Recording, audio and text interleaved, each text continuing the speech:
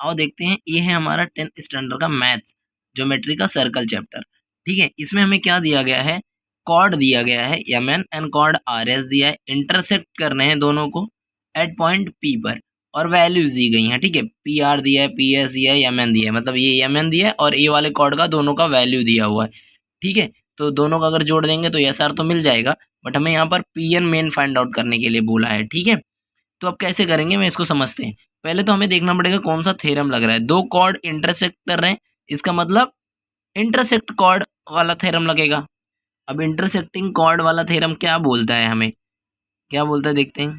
दोनों कॉर्ड का मल्टीप्लाई, यानी कि ये कॉर्ड का मल्टीप्लिकेशन जहाँ पर इंटरसेक्ट कर रहे हैं वहाँ पर P N into P M equal to P R into P S. Value समझा कैसे हुआ, ये स्प्लिट दोनों का रेशियो मतलब सेम आने वाला है। अब हमें पी एन नहीं पता तो हम क्या करेंगे, P N equal to X मान लेते हैं। अब आप सोचते रहेंगे अरे अच्छा है, दोनों एक पूछा है बट हमें पी एम की वैल्यू भी नहीं है, दोनों वैल्यू तो है हमारे पास। ठीक है, डाल देते हैं निकल जाएगा, बट ऐसा इतना ईजी आपको नहीं पूछेगा बोर्ड में। ठीक है, आपके हो सकता है स्कूल के सेमेस्टर में पूछ लिए। तो पी एन हमने यक्स मान लिया, तो अब पी एम की वैल्यू क्या होगी, हमें एम एन क्या दिया हुआ है 11। तो अगर पी एन एक्स होगा, एम एन 11 है, तो पी एम कितना होगा 11 माइनस एक्स। समझा, एक बार फिर से सुनो, समझ जाएगा आपको। थोड़ा पॉज लो बीच में, 10 सेकंड पीछे जाओ, समझ जाएगा। अब क्या करेंगे, हम इसको मान लेते हैं इक्वेशन 1। ठीक है, अब सारी चीज़ें क्या करेंगे, हम सब्स्टिट्यूट कर देंगे। सब्स्टिट्यूट द वैल्यू, ऐसा आपको लिखना पड़ेगा ज्योमेट्री में, नहीं तो उनको नहीं समझेगा। ठीक है, एग्जामिनर को हर चीज़ समझानी पड़ती है। ठीक है, प्रॉपर लिखना पड़ता है, तब जाके वो फुल मार्क्स आपको देगा। Substitute the values in equation 1। Okay, कैसे रखेंगे, एक बार वापस वही इक्वेशन लिख लेते हैं, P N into P M, तो सारी चीज़ें क्लियरली समझती हैं। ठीक है, P R into P S, P N हमने एक्स मान लिया है, इंटू पी एम हमने 11 माइनस एक्स माना है, इसको ब्रैकेट में लिखते हैं। पी आर की वैल्यू हमें कितनी दी गई है, 6 दी गई है, और पी एस की वैल्यू कितनी 4 दी गई है। ठीक है, ये तो मल्टीप्लाई करके हो जाएगा, 6 4 जा कितना होता है 24। अब क्या करेंगे, ये ब्रैकेट है तो यहाँ पर एक ही वैल्यू है, तो इस एक वैल्यू से दोनों का मल्टीप्लाई करना पड़ेगा। क्या आ जाएगा 11x माइनस एक्स स्क्वायर आ जाएगा। अब क्या करेंगे हम लोग, पहले हम क्या कर सकते हैं, इसको इधर लेके आएंगे तो ये साइड 0 बच जाएगा।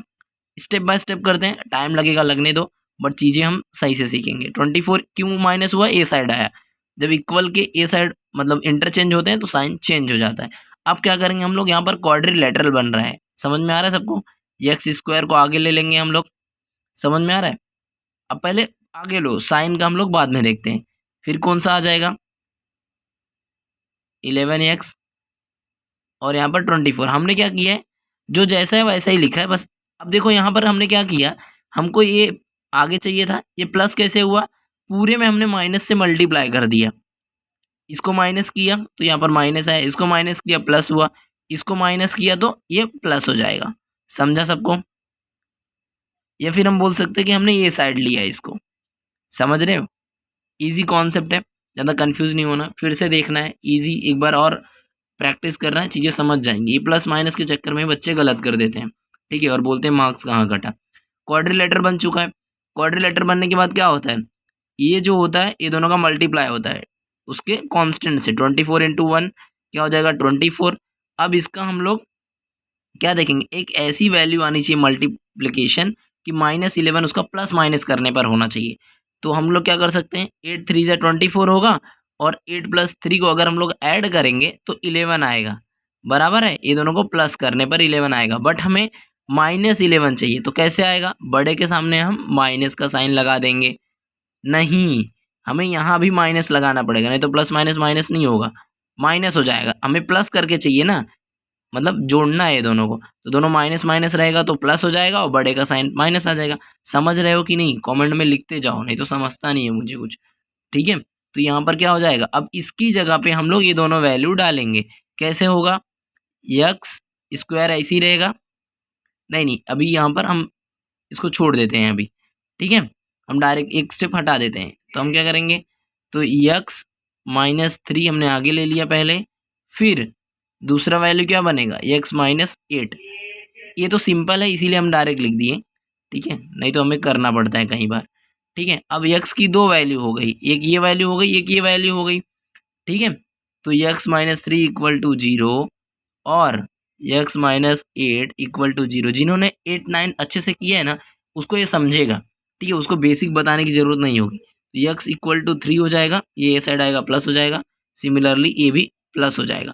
तो x की दो वैल्यू आई, एक 3 और 8, मतलब जो हमारा pn होगा ना उसकी 3 भी होगी, आपको हमेशा और कर के लिखना है, और pn की वैल्यू 8 भी हो सकती है, ऐसा दो कॉन्सेप्ट होगा। ठीक है, मतलब दो ऐसा जगह बनेगी, बोलते हैं ना ऐसा परम्यूटेशन कॉम्बिनेशन, दो कंडीशंस बनेंगी। ठीक है, वीडियो अच्छी लग रही है, कन्वीनियंट लग रहा है, आपको समझ में आ रहा है सारी चीज़ें। ठीक है, आप स्क्रीनशॉट ले सकते हो, नहीं समझ में आ रहा तो हमें कमेंट में लिखो, हम और अच्छा ट्राई करेंगे सिखाने का। ठीक है, कुछ हमें एनहांस करना चाहिए, कुछ इंप्रूव करना चाहिए तो हमें सजेशन ज़रूर देना। देखो बोर्ड में अच्छे मार्क्स लाना है, इसीलिए मैं आपको चाहता हूँ कि आप ये जो 2026 वाला बोर्ड होने वाला है अपना आपका, प्रोबेबली मार्च अप्रैल में होता है, अच्छे से मेहनत करो, अच्छा मार्क्स लेके आओ, अच्छा कॉलेज लो, अच्छा जॉब लो, उसके बाद अच्छा लाइफस्टाइल, लाइफ में सक्सेस हो जाओ। ठीक है, मार्क्स अच्छे नहीं आ पा रहे हैं तो अभी से प्रैक्टिस करो, बाद में रिग्रेट मत करना। ठीक है, मिलते हैं नेक्स्ट वीडियो में। All the best for your board exam and all set.